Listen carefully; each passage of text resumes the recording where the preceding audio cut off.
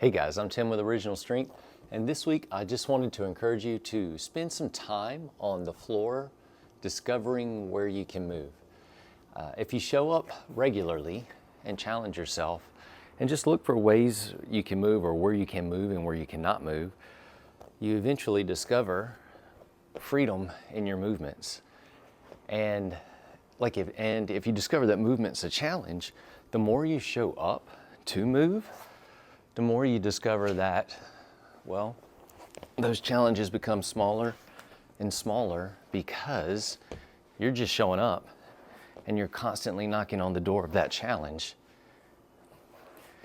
And I guess what I'm trying to say is the more you explore where you can move and how you can move, the more you learn how to move. And the more freedom you get in your body because you actually teach yourself how to move better.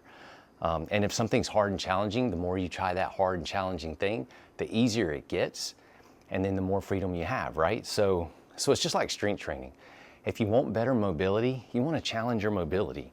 And you really need to know where you can move so that you can improve that area of movement.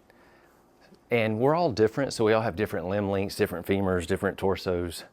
So we're all going to move a little bit different from one another, but we can all optimize how we move in our own body. So some things that I can do, you may not be able to do quite as easily because your structure doesn't allow it, but there are things that you can do that I won't be able to do quite as easily because my structure doesn't allow it. So all that to say is spend some time exploring